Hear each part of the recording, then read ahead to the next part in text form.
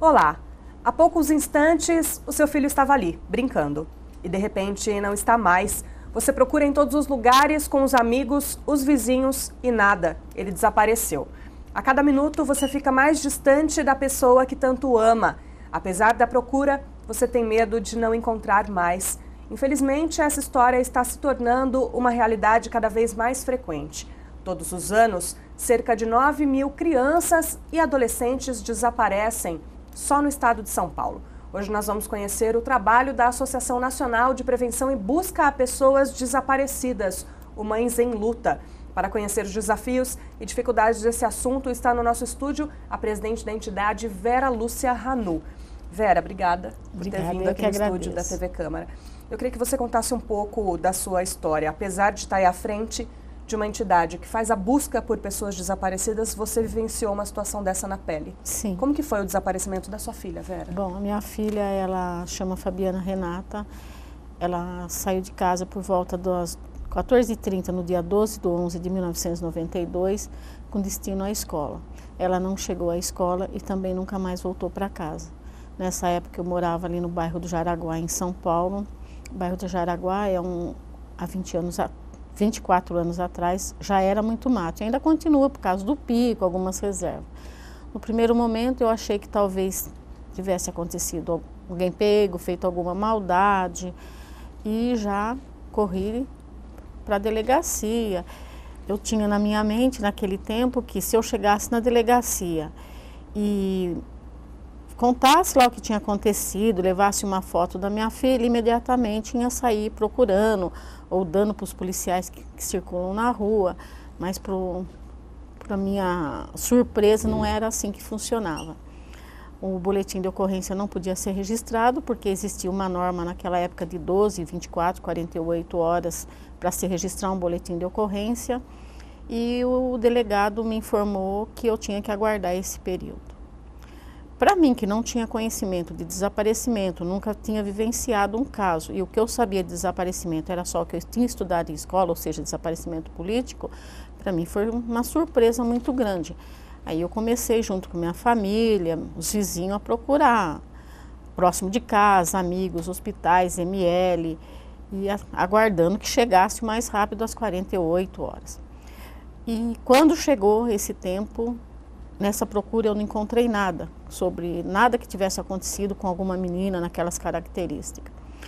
Quando chegou o momento que deu as 48 horas, eu voltei para a delegacia e ele dizendo que não era bem assim que funcionava, que eu tinha que aguardar mais, que isso era coisa de garoto, que devia estar com um namoradinho, que a experiência dele como policial já tinha visto e resolvido vários casos nessa situação. Mas voltei para casa de novo e continuei a minha procura no que eu achava que eu podia encontrar. Só que naquela época a eleição era em novembro. Minha filha desapareceu no dia 12, a eleição era dia 15. E no 13, 14 e 15 a delegacia fechou. Então, para você ter uma ideia, Rafaela, seriam 48 horas, 12, 48 horas para mim procurar minha filha, encontrar minha filha, e 72 horas para enterrar um indigente. Você vê que nesse tempo todo eu extrapolei todos os limites de tempo e de horário por uma omissão do Estado, por omissão de funcionários que realmente tinham que fazer um trabalho de me ajudar. E não encontrei minha filha. Continuei procurando mais vezes, e aí chegou um determinado momento, e sempre indo na delegacia, chegou um determinado momento de tanto eu acho que eu encher as paciências dele na delegacia, ele disse que a delegacia de bairro não resolvia esse problema, não era da alçada dele, que eu tinha que procurar a delegacia desaparecido, que era no centro de São Paulo.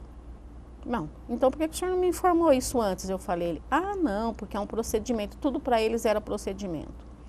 Fui na delegacia desaparecido, isso já tinha passado quase 20 dias. Para você ter uma ideia, o boletim de ocorrência da minha filha não tinha chegado na delegacia ainda, a delegacia não estava ainda informatizada, era na base do Telex, e lá ninguém sabia de nada. A hora que eu vi isso, eu confesso a você que eu falei, não, eu devo estar num pesadelo, eu tô louca e não estou acordando desse pesadelo, por quê? Quando a investigadora disse para mim que não existia nenhum boletim de ocorrência, eu ainda cheguei, para você ver o estado psicológico que eu estava e o desespero, eu cheguei ainda a agradecer ela e voltar para os elevadores para ir embora. Aí quando eu cheguei no elevador, eu falei, ué, peraí, não tô louca, eu tenho um boletim de ocorrência na bolsa. E aí quando eu voltei, falei para ela, não senhora, a senhora está enganada, eu fiz um boletim de ocorrência em tal delegacia. Aí ela pegou o boletim e nada, não tinha. Aí eles foram fazer um novo boletim de ocorrência com a data que eu estive no DHPP. Eu já cheguei no DHPP, já era por volta do dia 25 de novembro. Quer dizer, se nesse período acontecer alguma coisa mais grave, eu nunca vou saber. Bom, disse que era só registrar o boletim, nenhuma investigação era feita, porque desaparecimento não é considerado crime.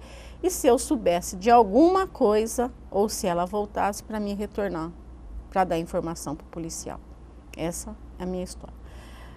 E eu continuei a minha caminhada, procurando sozinha. Era uma época que muitas crianças ainda se juntavam na Praça da Sé e eu comecei a procurar. Eu falei, não, sei lá, né? A mãe nunca sabe, acho que tem um filho, de repente é outra coisa que eu não sei. Eu vou começar a procurar em hospitais, ML, SOS Criança, FEBEM, tudo que tiver criança, adolescente, eu vou me enfiar lá. Ela tinha o quê? 14 anos? 13 anos, 14. 13 para 14. Eu vou me enfiar lá, de repente apareceu aí uma paixão duvidosa, vai saber.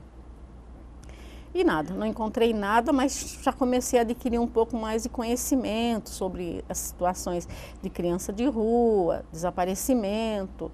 Em 96 eu fui convidada para participar da novela Explode Coração, e qual a Glória Pérez, ela batia no tema de criança desaparecida. Sempre tinha um depoimento, né? O foco da novela era esse. E aí eu fui convidada e fui participar. Quando eu cheguei no Rio, na escadaria da Cinelândia, e vi aquele monte de mãe, falei, nossa, então não é só comigo que aconteceu, olha o tanto de gente que tem aqui. E conheci outras mulheres que já estavam começando a militar também por omissão do Estado, falta de conhecimento, já estavam começando a se movimentar em busca de crianças desaparecidas, como o movimento do Paraná, que já existia. E quando eu voltei para São Paulo, por coincidência ou ironia do destino, um jornal noticiou que a gente tinha um trabalho sobre isso, e a gente não tinha nada. E aí indo para o Rio, eu conheci uma outra mãe, que chama Ivanise, que por coincidência também tem uma filha chamada Fabiana, que tinha desaparecido por volta de uns 3, 4 meses. De São Paulo era só nós duas. E aí ela me ligou, Vera, olha, tem um jornal assim, dizendo que a gente tem um movimento, o que a gente faz? Eu falei, o que a gente faz? A gente vai aproveitar a mídia. Na imprensa tudo é momentâneo, a gente vai falar que tem um movimento, vamos marcar o encontro e vamos para ver o que acontece. Mas eu achei que ia ser só aquele momento e pronto. Aí a gente marcou na Praça da Sé, por ser fácil acesso. E mais uma vez, para nossa surpresa, a escadaria da Praça da Sé lotou, tinha mais de 150 pessoas. Aí, e agora? Fazer o quê? Você, humilde, sem dinheiro, sem recursos, sem conhecimento, sem nada, o que a gente tem é a nossa vivência.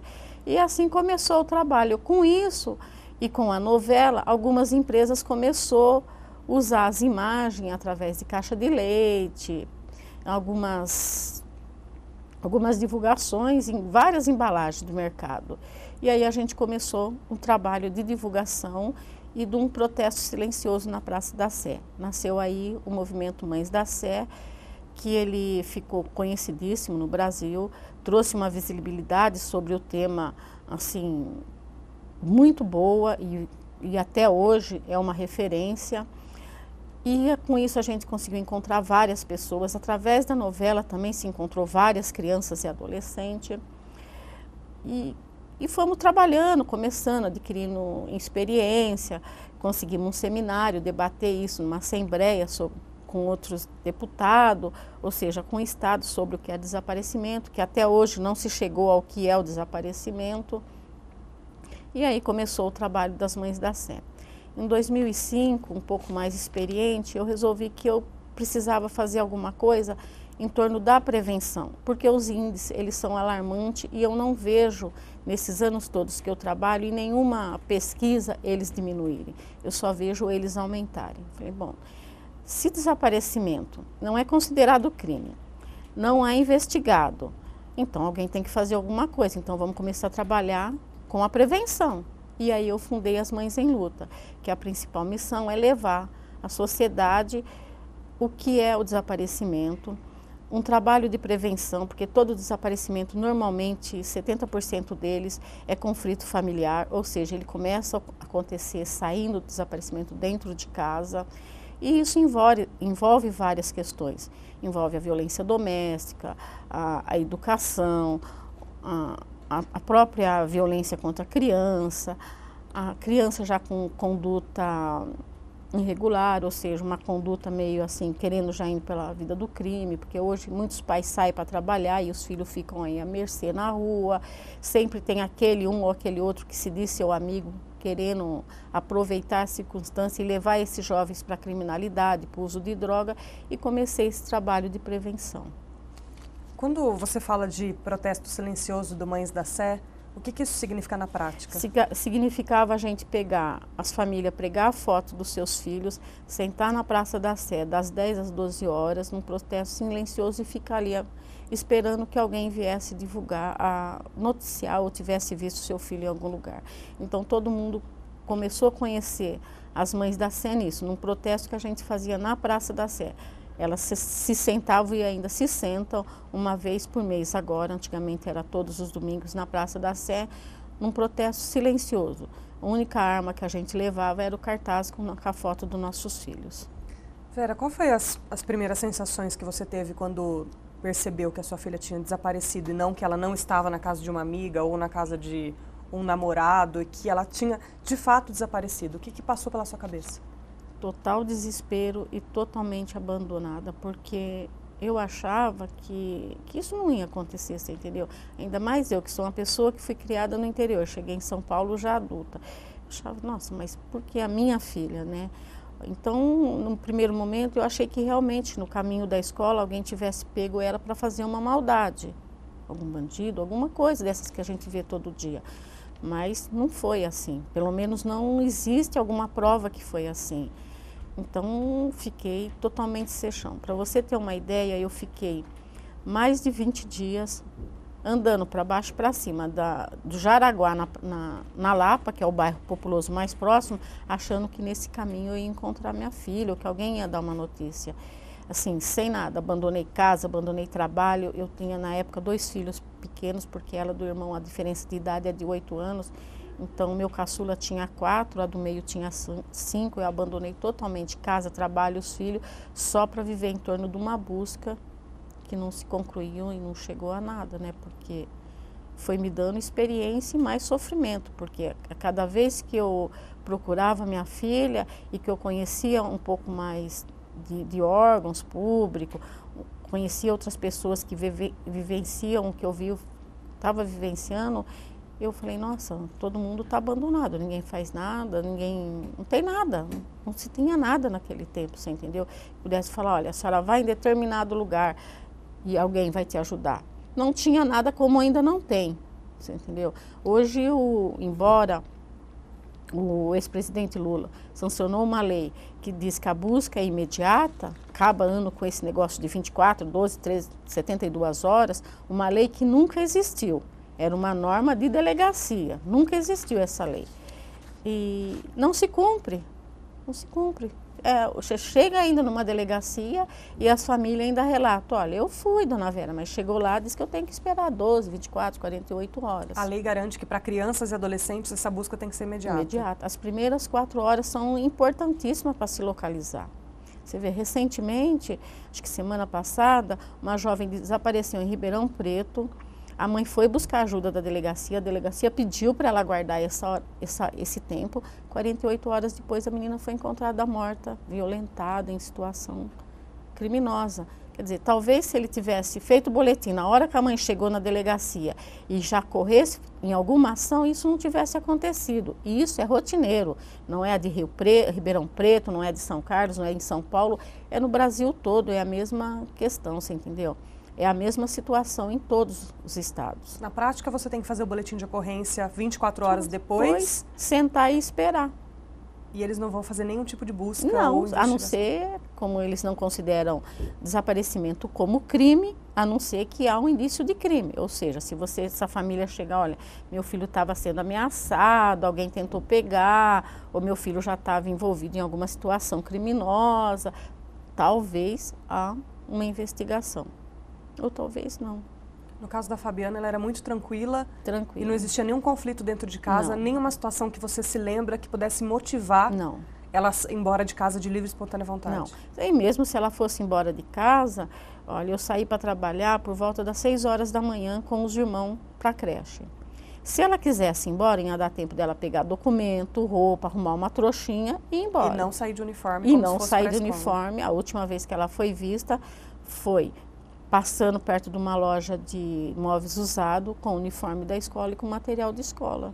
Então, ela não tinha intenção de sair de casa, porque então tinha tido tempo suficiente para ela sair, ir embora com as coisas dela. Não tinha, assim. A minha casa sempre foi muito tranquila, eu sou uma pessoa muito aberta com meus filhos, a gente sempre discute sobre tudo, porque eu não tenho ninguém em São Paulo, é só eu e minha família, você entendeu? Eu não tenho parentes, eu não tenho ninguém em São Paulo. Então, onde que é a sua família, Vera? São Carlos. Então, não tinha motivo aparente, ou pelo menos que eu saiba, ou tenha descobrido esses anos todos, que a levasse a ir embora de casa. Esse é o programa Espaço Aberto. Hoje a gente está recebendo a Vera Lúcia Hanu, ela que fundou um trabalho de assistência aí, de ajuda e prevenção a pessoas desaparecidas em São Paulo, que chama Mães em Luta, e ela também que vivenciou uma situação de desaparecimento da própria filha e está contando a sua história e a história também desse trabalho para a gente aqui hoje. Nós vamos a um breve intervalo e voltamos em instantes. Até já!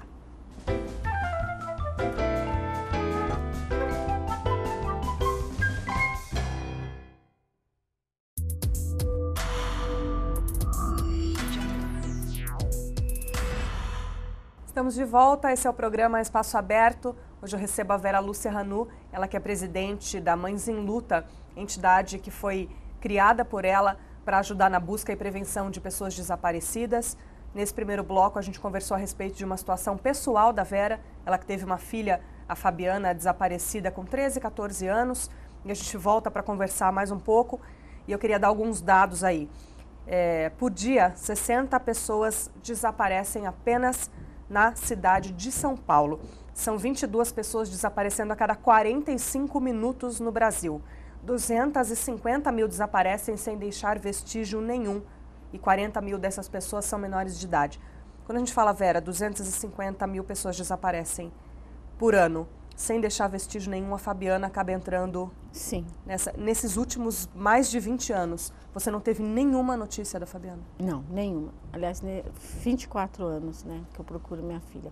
Nada. Eu já encontrei várias crianças, várias pessoas, recebo assim notícias ou denúncias diariamente de outras pessoas que estão envolvidas no trabalho, mas a minha filha nada, absolutamente nada. É como se abrisse um buraco e ela tivesse entrado lá e tapado sem vestígios, entendeu? Nunca, nunca. E olha que a minha filha é uma das meninas mais divulgadas nesse país. E algum fora do país também, mas nada. Ninguém viu. Como que seus filhos lidam com o fato de ter uma irmã desaparecida? Então, os meus filhos, eles eram muito pequenos na época e eles já cresceram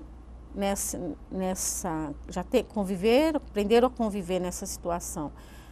Quando eles foram para a escola, eles tiveram que ter um pouco de auxílio de psicólogo e pedagogo, e aí eles cresceram sempre em tratamento, sempre assistido, assim, com profissionais que pudessem ajudar a eles entender. Porque como que você vai explicar para uma criança de 4 e 5 anos que de repente a irmã não está mais em casa? A mesma irmã que muitas vezes até fazia o papel de mãe quando eu saía para trabalhar e ela ficava com os filhos. É complicado. E você não tem resposta para dar, você entendeu? Perguntar para você, você não tem resposta. Se você diz que desapareceu, você cria talvez um medo na criança e talvez a criança desenvolva, assim, sei lá, algum surto, sei lá, alguma coisa que inibe assim, a convivência dela na sociedade. Se vocês falassem, não, sumiu, mas sumiu como? Ninguém some assim sem nenhuma explicação. Então, a infância, a adolescência foi sempre assim, com a ajuda de profissionais para poder lidar com esse acontecimento na nossa família. Vocês ainda conversam a respeito do assunto E ainda tem a sensação de que em algum momento vão receber alguma notícia? Isso é Então, diário? hoje os meus filhos militam comigo na causa, você entendeu? E a conversa é sempre sobre isso, como fazer, e a todo momento a gente espera uma notícia, né? Porque quem tem filho desaparecido, a gente não vive, a gente sobrevive. Então, a cada telefone é um susto, é um ressalto, você vê uma notícia de um, você já acha que pode vir de você também. E a gente convive com isso, sobressaltada, achando que uma hora vai chegar, né? E que se Deus assim achar que a gente merece, alguma resposta tem que vir. Eu costumo dizer assim, se eu tivesse, talvez, enterrado a minha filha, é uma dor que não tem tamanho para um pai, para uma mãe perder um filho, mas se eu tivesse enterrado, para mim tinha até sido assim mais aceitável, porque quando chegava na época de saudade, eu ia no cemitério, tinha uma lápide, tinha as memórias, mas eu não tenho nada, você entendeu? O que ficou da minha filha foi algumas coisinhas dela em casa, fotos antigas e essa busca incessante de um dia encontrar. É isso só que me fortalece a viver meus filhos e neto agora, porque para o resto eu já não tenho mais tanta vontade de viver assim. Eu sobrevivo diariamente pelos meus filhos, pelos meus netos e na busca dela e das famílias que eu ajudo hoje. Você tem alguma sensação em algum momento, Vera, de que podia ter feito alguma coisa para evitar o desaparecimento da Fabiana? Você sente culpa em algum momento? O que passa na sua cabeça? Eu acho que culpa, talvez por eu ter que sair para trabalhar e deixá-los em casa, ela em casa e os menores na creche, mas eu não tenho por que ter culpa, porque eu sempre busquei o melhor para eles, entendeu? E tudo que eu podia fazer eu fiz, eu não esperei nenhum minuto para buscar minha filha. Quando eu vi que ela não chegou em casa por volta das 17h15, que era 7h15 da noite, que era o horário dela chegar, eu já saí procurando para ver o que tinha acontecido. Então eu não fiquei esperando, daqui a pouco vem, daqui meia hora, uma hora, porque não era o hábito dela. Ela era de escola, de casa para escola e de escola para casa. O máximo que ela chegava em casa era 7h15, 7h20. Quando ela não apareceu, eu já peguei os menores e já fui atrás. Nesse dia não houve aula, os professores dispensou os alunos porque tinha falecido um funcionário e ninguém dá uma explicação lógica do que aconteceu. E talvez porque também não tem essa explicação. Ninguém viu, ninguém sabe, e se sabe também se omite. E aí os anos foi passando, e até hoje são 24 anos de uma busca. E ela entra nesse cadastro, nesse número, né? Porque hoje ela é apenas um número, que diz que são 10% das pessoas que desaparecem, é desaparecimento enigmático, ou seja, ninguém consegue saber o porquê, quando e onde e para onde foi e quando vai voltar. Ou seja, é simplesmente um número de estatística. Ninguém procura, ninguém divulga, a não ser a família. Você conseguiu retomar sua vida, Vera? Retomar em termos, né? Eu trabalho. Confesso a você que o desaparecimento da minha filha, por um lado, ele foi e é o maior sofrimento que talvez eu tenha passado nessa minha passagem por aqui, mas também me ensinou muita coisa, foi a maior lição de vida. Eu comecei a ver as pessoas e a sociedade de um outro ângulo. Quando eu cheguei em São Paulo, talvez por uma cidade grande, eu já ser sozinho, eu era muito fechada, então para mim só me importava minha família, minha casa, meus filhos, meu marido. E eu não olhava para os lados. Com o desaparecimento da minha filha, eu comecei a olhar para os lados. E comecei a ver que não era só o meu mundo, você entendeu? Que tinha outras coisas acontecendo, que tinha muita gente sofrendo, muita coisa que acontece sem nenhuma explicação e muita gente que precisa de ajuda, que como eu, também se sente sozinha, perdida em certas situações. Quantas famílias você, desde que se envolveu nessa causa, desde que está no Mães da Sé e acabou fundando Mães em Luta, quantas pessoas você ajudou aí a reencontrar? Em torno de 4.500 pessoas, em várias situações.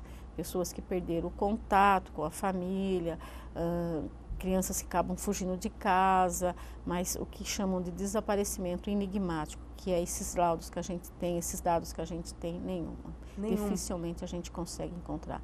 A gente encontra esses conflitantes familiares, crianças com desvio de conduta, família que se perde ou porque mudou de endereço, nessa situação.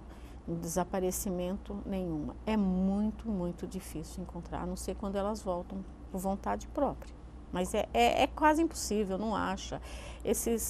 Recentemente eu estive na delegacia e eles falam assim, não, mas 90% a gente acaba encontrando. Ué, acaba encontrando como? Porque diz que abriu o cadastro e abriu um site de pessoas desaparecidas, se você vê, continuam as mesmas fotos. Então, não há uma troca de foto, não há uma baixa. Como que você me explica isso? Não, mas é porque né? Então, eu acredito que esses 90 que eles falam são essas crianças, esses adolescentes que vivem em conflito entre a família e a rua. Porque não existe criança de rua, existe criança na rua. Porque todas as crianças têm moradia. Às vezes, a situação que ela convive é de tal sofrimento que faz com que ela vá para a rua e passam a conviver na rua, fazer a rua do seu lar. Você entendeu? E quando uma criança em situação de conflito familiar some de dentro de casa, é porque ela já se sentia desaparecida dentro de casa. Ela só concluiu o que ela já estava sentindo. E muitas vezes a família não percebe. A família só vai perceber quando se dá conta de um desaparecimento. E muitas vezes, quando chega num órgão público, ou mesmo nas instituições que ajudam a essa procura, chegam sempre falando, não, meu filho era perfeito, meu filho não teve problemas, meu filho é um rapaz, uma jovem, uma criança sem nenhum conflito. E quando a gente começa a trabalhar aquela família, passar para o psicólogo, passar com a assistente social, você vê que não era bem essa história. A criança já estava vivendo um conflito familiar. Então, ela só foi para a rua para fugir, ou da violência doméstica, ou do sofrimento de tortura, ou porque já está envolvida numa situação criminosa, ou num vício, você está entendendo? Então, ela já estava desaparecida dentro de casa. Ela só concluiu o que ela já se sentia. Qual foi o caso mais rápido que você lembra de ter ajudado a solucionar dentro desses 4.000? Olha, são inúmeros casos, né? Não tem como, mas a maioria são sempre assim, crianças que saem de casa, adolescentes de casa, vão para a rua e quando a gente começa a fazer um trabalho de rua com as crianças... Que é um quê? Um trabalho de boca a boca? Trabalho de boca a boca, que é quase como o da polícia, que tem que ter uma amizade e alguém sempre denunciar, né? Sempre um garoto ou outro que já está em situação, olha tia, eu vi, está aqui, eu vi ele em tal lugar, e aí a gente começa a procurar a família e junto com a ONG, porque a polícia não vai. E em algumas situações que a gente vê que já está envolvido, já em situação que precisa da necessidade da presença da polícia, aí a gente recorre a eles que às vezes nos ajudam, às vezes não tem carro, não tem condição, você entendeu? Ou seja, a gente não está aqui culpando o policial ou culpando uma polícia em si, a gente culpa aqui o Estado que não aparelha a delegacia para que seja resolvida essa situação, não prepara o policial a lidar com essa situação, porque desaparecimento não está, por exemplo, quando um policial vai estudar para ser polícia, não está na grade escolar dele, então ele não sabe o que é desaparecimento. E desaparecimento na delegacia é um trabalho social, se ele não é crime, ele é um trabalho social. E policial não foi feito para fazer trabalho social, ele foi para combater a criminalidade, então ele também está despreparado para atender essas famílias, entendeu? Foi criada uma CPI e até esse cadastro de busca de divulgação de pessoas desaparecidas é fruto dessa CPI. Sim, né? sim. Quando que isso aconteceu, Vera? A CPI, ela aconteceu, se eu não me engano, a primeira vez em 2013, retomou agora em 2014, a de 2013 foi entre 2012 e 2013, foi feita por uma deputada estadual, se eu não me engano, do Pará, e houve também uma aqui no nosso estado, que deu início em 2013, concluiu em 2014, mas é uma CPI, como tudo nesse país, é arquivada e ali ninguém faz nada, assim, entendeu? Desde que eu comecei a trabalhar com desaparecimento, a visibilidade, trouxe visibilidade e foi feito algumas ações. Foram discutidas em âmbito nacional algumas ações. saíram 3 cartas, uma de Roraima, uma do Rio e uma de São Paulo, sobre o desaparecimento, ações que o Estado tinha que ter. E até agora nada. É uma CPI, arquiva, manda para quem trabalhou, mas nenhuma ação concreta, nenhuma lei concreta. Eu acho que uma das necessidades hoje do Estado, da Federação, é incluir o desaparecimento como um crime. Porque se ele estiver no Código Penal, ele vai ser investigado. Por ele não estar, não há uma investigação.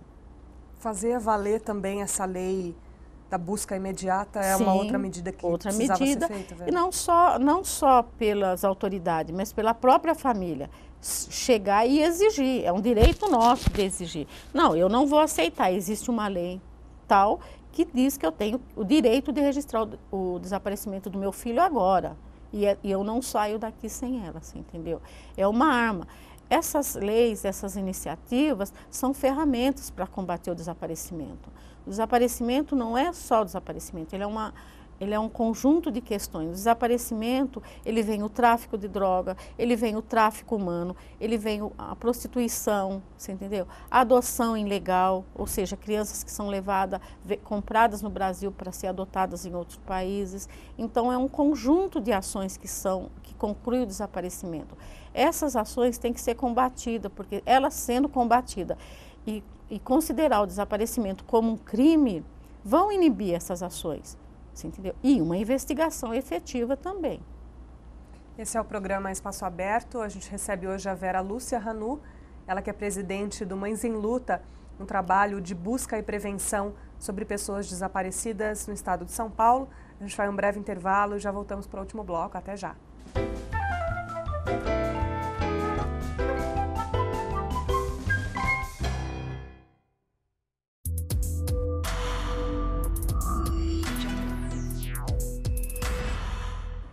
Estamos de volta, esse é o programa Espaço Aberto, hoje conversando com a Vera Lúcia Ranu, ela que fundou um trabalho de busca e prevenção de desaparecimento de pessoas e vivenciou uma situação muito particular, que foi o desaparecimento da filha. Para conversar sobre os desafios desse trabalho, ela está aqui no nosso estúdio hoje. Vera, a gente falou aí no intervalo aí do nosso bate-papo sobre um pouco das redes sociais. Elas têm favorecido ou desfavorecido o desaparecimento de pessoas? Olha, as redes sociais, é uma faca de 2 gumes, né, como a gente costuma dizer. Por um lado, ela tem favorecido muito, porque a troca de informações é imediata, as divulgações é em tempo real, isso ela tem ajudado muito. Mas, por um outro lado, ela também tem provido alguns desaparecimentos e algumas ações até criminosas também. Então, se por um lado ela ajuda muito, por um lado também ela não tem uma segurança, porque todo mundo posta o que quer, fala o que quer, denuncia o que quer, e isso deixa a sociedade e a população muito insegura e muito, como que eu vou te explicar, muito visível, né, a tudo. Por exemplo, crianças. Pais postam foto de crianças pequenas de todas as formas, de todos os jeitos, você entendeu? Existem quadrilhas especializadas em foto de crianças. Ou seja, eles tiram a foto da criança, através daquele álbum eles entram, negociam aquela criança e de repente desaparece. Então você não tem que postar tudo, põe um limite o que você vai postar nas redes sociais. Porque a família fica muito vulnerável e crianças e adolescentes muito mais, você entendeu? Porque tem famílias que deixam o filho o dia inteiro no computador, não sabe onde entra, com quem navega, com quem conversa. A gente já viu casos até estampados aí em noticiários de meninas que conhecem pessoas pelo Face, com proposta de mudar de vida, de virar artista, de virar manequim. E fogem de casa indo para esses lugares, a qual se torna uma presa fácil para a prostituição, para o abuso, para a pedofilia. Então tem que tomar muito cuidado com o que se posta e como cuidar para que aonde, assim, o que você está postando e tomar um cuidado aqui no quem visita, quem vê, você entendeu? Porque você fica muito exposta a tudo, você fica exposta a tudo. A gente tem visto crianças cada vez mais novas entrando para as redes sociais. É preciso ter uma regra dos pais? Eu acredito que sim. Qual é a sugestão que você dá? Que os pais fiquem atentos, tenham total controle, senha e acesso ao que os filhos fazem nas redes sociais? Olha, eu tenho 2 netos. Eu tenho um neto de 11 anos e tenho uma neta de 6 anos. Todos eles, você sabe que hoje 4, 5 anos já estão mexendo. Todos eles têm senha, não entram a hora que a minha filha não está em casa ou o meu filho não está em casa. E meus filhos rastreiam tudo o que eles fazem. Por quê? Porque a gente não sabe onde está o perigo. Às vezes o perigo já está dentro de casa ou atrás de uma rede social, você está entendendo? Eu já vi casos, assim, na minha ONG, de crianças que foram fotografadas nesses negócios de loja, que às vezes tem umas promoção. Tira uma foto do seu filho e ganha uma bola. Aí a mãe empolgada e as crianças muito mais para ganhar a bola, acabam tirando essa foto, que nunca sabe a procedência e nunca receberam uma foto dessa criança em casa. Ou seja, algumas são selecionadas, vão para esses álbuns e dali são vendidas e depois acabam desaparecendo, acabam tendo a família estudada, os hábitos. Então, eu acho que tudo é a prevenção. É você conversar muito com o seu filho, é ensinar desde cedo a pôr limite, se tornar o melhor amigo do seu filho.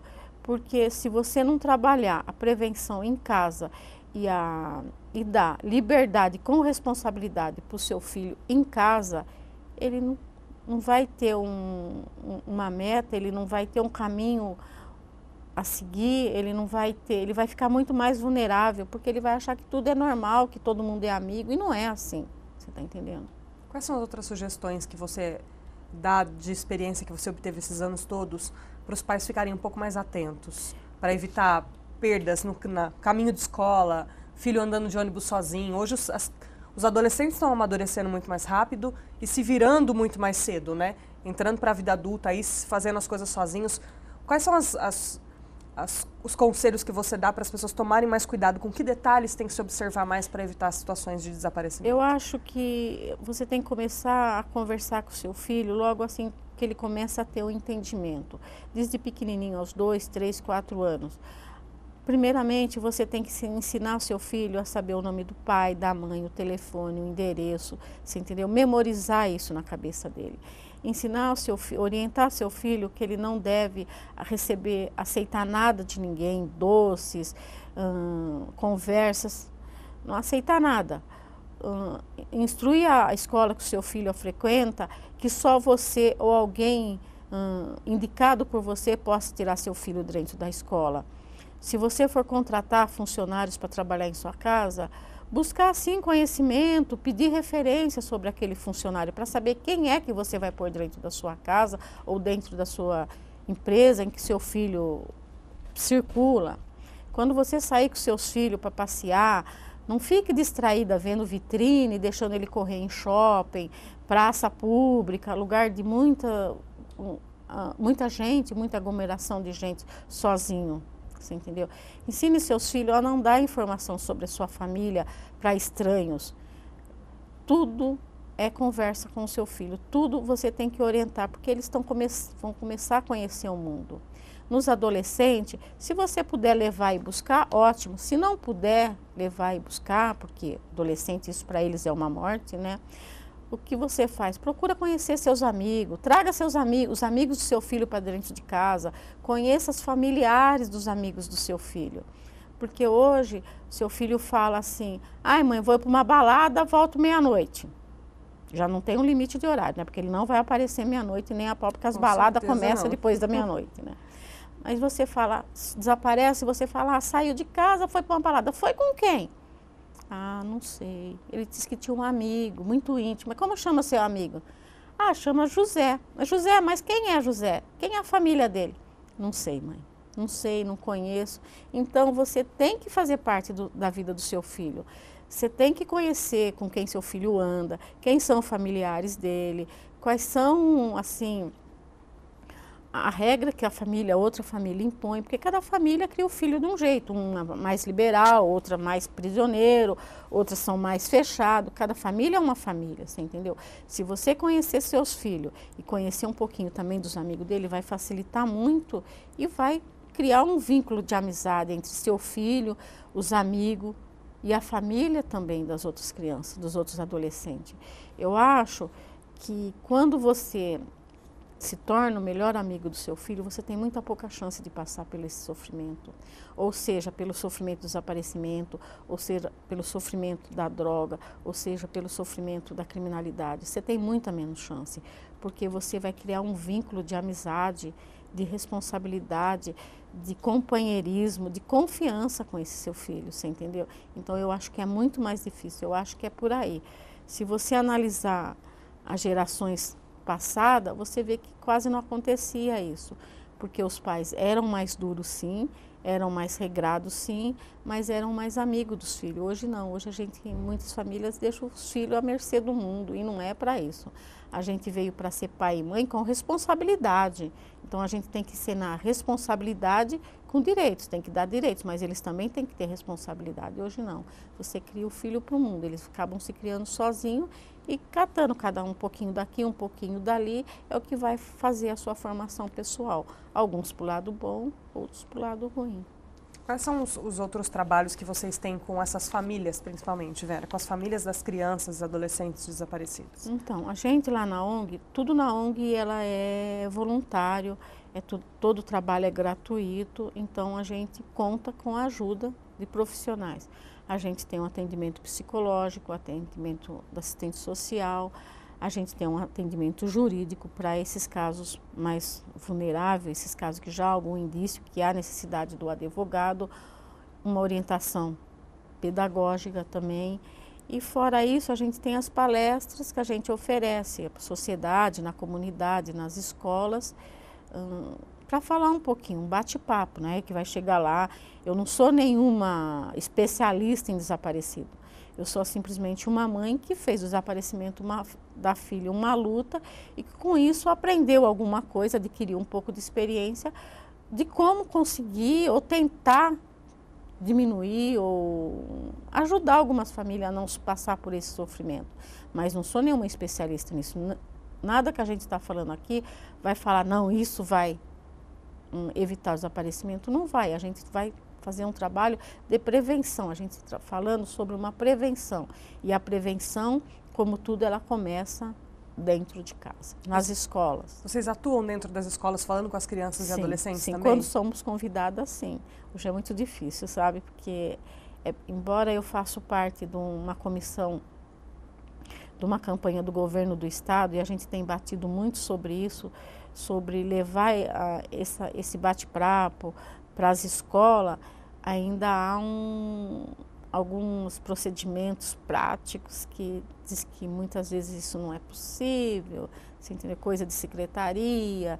Então, o que a gente prefere? Eu prefiro ir para a comunidade, para a escola, ações públicas na Câmara, ou seja, onde eu posso chamar pessoas para estar falando e aonde eu puder, eu estou abrindo a boca.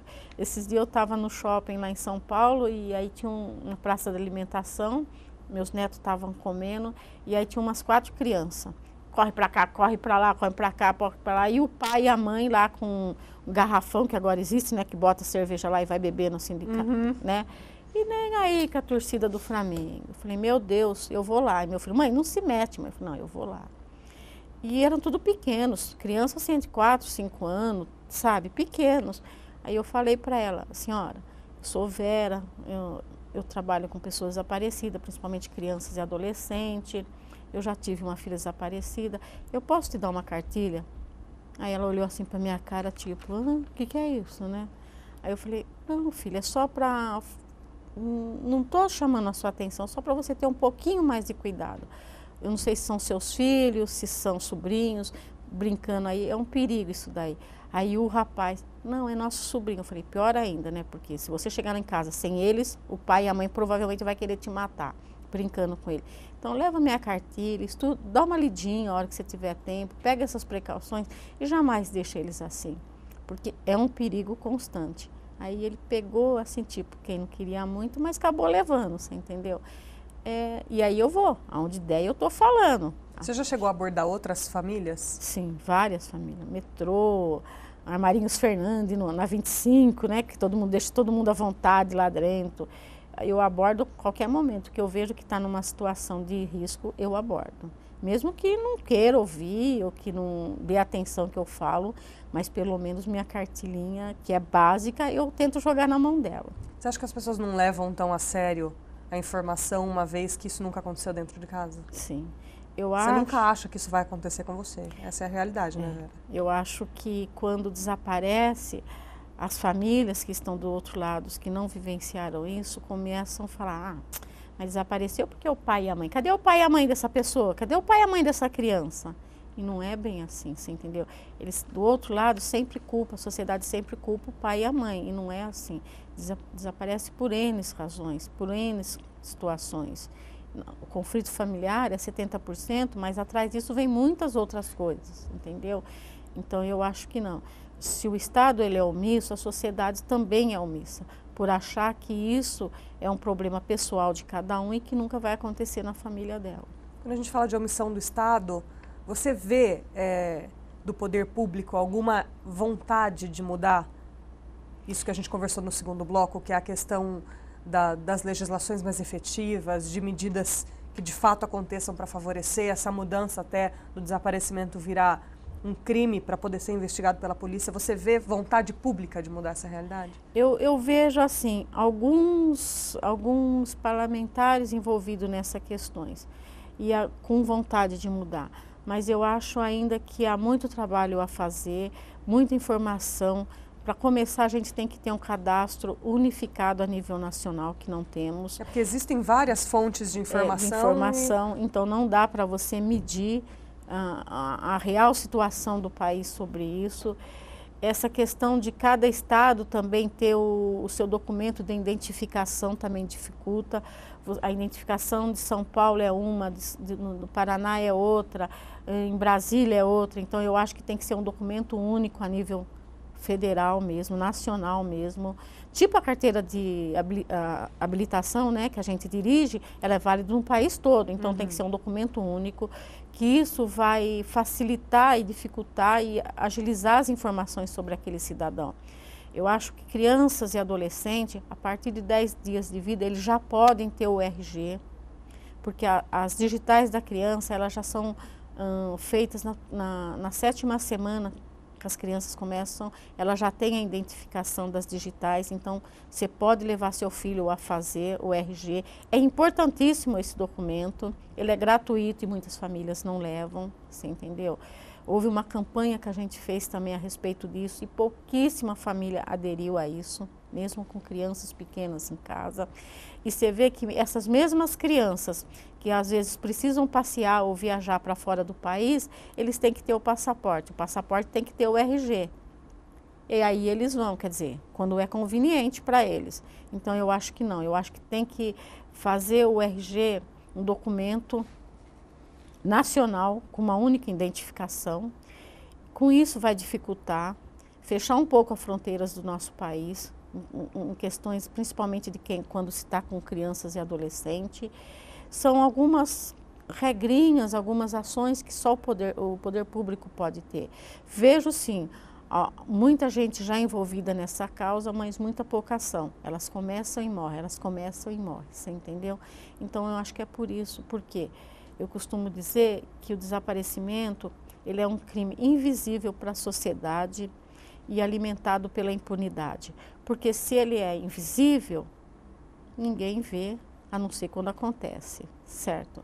E se ele não tem punição, qualquer pessoa pode cometer, porque não há punição, não está no Código Penal, então não há punição para isso. Vera, para a gente poder encerrar, qual é a esperança que você ainda tem com relação à Fabiana? O que você... É possível dizer, olha, eu pretendo planejar minha vida, eu pretendo ter algum sonho, ainda tem alguma coisa que eu gostaria de realizar, ou ainda vivo em função de encontrá-la em alguma possibilidade, em alguma circunstância? Como que são os seus dias? Bom, eu vou falar para você, eu ainda tenho esperança de encontrar minha filha, ou pelo menos uma resposta pelo que aconteceu com a minha filha. São 24 anos, não é um dia, não é meia hora, é muito sofrimento, é uma dor que não cicatriza nunca. E eu com essa dor é que eu consigo me fortalecer ajudando outras famílias. A minha única meta de vida nessa altura é encontrar minha filha, continuar militando para que isso realmente se torne visível à sociedade e que realmente o poder público tenha algumas atitudes que combatam o desaparecimento no nosso país, entenda realmente o que é desaparecimento no nosso país e que talvez outras gerações ou outras pessoas que vêm depois de mim vejam o desaparecimento de pessoas como a gente vê hoje, talvez o desaparecimento político, um momento sombrio da nossa história, um momento que muitas famílias não precisam mais conviver com isso. Desaparecimento eu sempre sei que vai ter, nunca vai acabar, mas que as famílias saibam que tem a quem recorrer, que tem alguém a ajudar, que tem alguém que estenda a mão para elas nesse momento. Porque não existe dor maior do que perder um filho em situação de desaparecimento. A morte, a gente se consola, mas desaparecimento não. Obrigada, Vera, pela presença. Esse foi o programa Espaço Aberto. A gente deixa aí algumas informações para você que está nos assistindo. O site do Mães em Luta é o www.mãesemluta.org.br. O telefone deles é o 11 3224 0935. Vera, dá para a gente deixar mais alguns números que as pessoas podem recorrer em caso de desaparecimento para buscar ajuda? A Polícia Militar é um desses números? A gente pode recorrer a 181 para denúncia e sempre a Polícia Militar. Eu queria que você colocasse aí que qualquer pessoa, em qualquer lugar do país, ele pode fazer o cadastro de pessoas, parentes desaparecidos através do site. O site é bem fácil e qualquer pessoa pode acessar. E aí a gente tenta ajudar da melhor forma. Aí coloca as fotos e as informações. Qual que é o site, Vera? É o mesmo site que você falou, do Mães em Luta. Do mãesemluta.org.br. Ele já tem uma página que também é um cadastro, que se baseia num cadastro a nível nacional. Estamos tentando, né? Esse foi o programa Espaço Aberto. Nós ficamos por aqui. Vamos deixar para você alguns contatos para você ter mais informações aí e poder ajudar também na busca, né, Vera, de pessoas desaparecidas. O site do Mães em Luta é o www.mãesemluta.org.br. O telefone também está na nossa tela, é o 11 3224 0935. Vera, tem mais canais aí que a gente pode deixar para quem está nos assistindo buscar informações ou até fazer denúncias, alguma informação no que diz respeito a pessoas desaparecidas? 181 é um de denúncia, o 100 também pode ser usado e através do nosso site, qualquer pessoa no nosso país pode fazer o cadastro do parente desaparecido. Que aí vocês fazem a divulgação. Aí nós fazemos a divulgação. Obrigada, tá? Vera. Nada. Esse foi o programa Espaço Aberto, então. Nós agradecemos a sua companhia. Uma boa tarde para você. E você que perdeu parte desse programa ou não conseguiu assistir algum bloco, pode acessar ele no nosso canal do YouTube, o TV Câmara Campinas. Continue com a nossa programação.